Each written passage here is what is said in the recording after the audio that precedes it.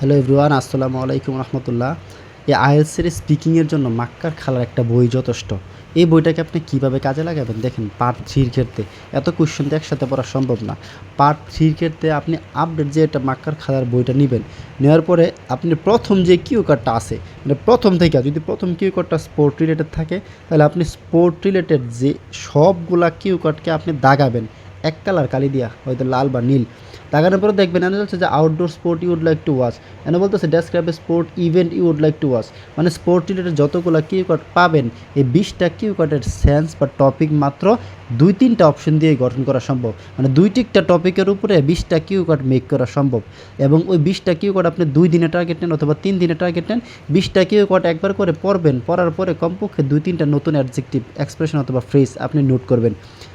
এইভাবে 20টা cue card থেকে যদি আপনি কমপক্ষে 20টা 30টা ওয়ার্ড নোট করতে পারেন, ফ্রেজ নোট করতে পারেন, অ্যাডজেক্টিভ নোট করতে পারেন, এই 20টা কিউ কার্ডকে যেই কোনো প্রকারে হোক আপনি বানায়া এই অ্যাডজেক্টিভ ওয়ার্ডগুলো দিয়ে আপনি বলতে পারবেন। কারণ স্পোর্ট রিলেটেড সাবজেক্টটা চেঞ্জ হলে কী হবো, জিনিসপত্র 3টা টপিকে থাকে, যে স্পোর্টসের 3টা বিষয়ের উপরে ভিত্তি করেই বাকি সবগুলো কিউ কার্ড মেক করা সম্ভব।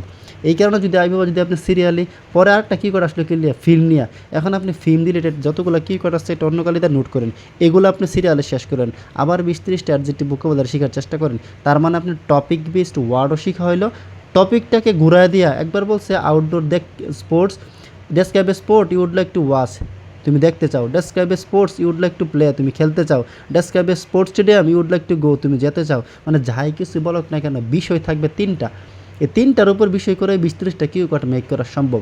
আপনি সবগুলো কিউ কার্ড থেকে যদি 20-30টা এক্সপ্রেশন বা অ্যাডজেক্টিভ শিখে ফেলেন, তার মানে আপনি এইভাবে টপিক বেয়ে যদি আপনি 15টা শেষ করেন, 15টা মেন টপিকের উপরে 150 কিউ কার্ড থাকবে। 150 কিউ কার্ড আপনি শেষ করলে কমপক্ষে 2-300 আপনার অ্যাডজেক্টিভ, এক্সপ্রেশন, ওয়ার্ড আপনি কানেক্টর শিখে ফেলবেন। অটোমেটিক্যালি আপনি টপিক বেস ওয়ার্ড কথার সময় চলে আসবে, এবং অটোমেটিক্যালি যে কোনো টপিক আপনি ঘুরায় দেখ না কেন, ওই যে আইডিয়া ক্রিয়েট করতে পারেন না, এই জিনিসটা থাকবে না।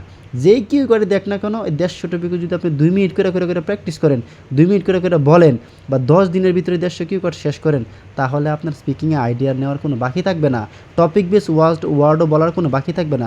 এইভাবে স্মার্টলি আগায় তাহলে তাড়াতাড়ি স্পিকিংয়ে ভালো করতে পারবেন ইনশাল্লাহ। এত পড়াশোনা করা লাগবে না, বেসিক ওয়ার্ড জানা থাকার পরে শুধু মাক্কার এই বইয়ের মেইন এক্সপ্রেশনগুলো, কানেক্টরসগুলো, ওয়ার্ডগুলো, টপিক বেসগুলো কালেক্ট করে শিখে ফেলেন, তাহলে ইনশাল্লাহ স্পিকিংয়ে ভালো করবেন। আইএলটিএস একটা টেস্টটা ভালো করতে পারলেই হইল, আপনার সারা দুনিয়ার টেনশন করার কোনো প্রয়োজন নাই। যদি এই কথাগুলো ভালো থাকে, আমার চ্যানেলটা ফলো করেন, সাবস্ক্রাইব করেন ইনশাল্লাহ। আর এই প্র্যাকটিসটা এইভাবে কাজে লাগান, ইনশাল্লাহ ভালো করবেন।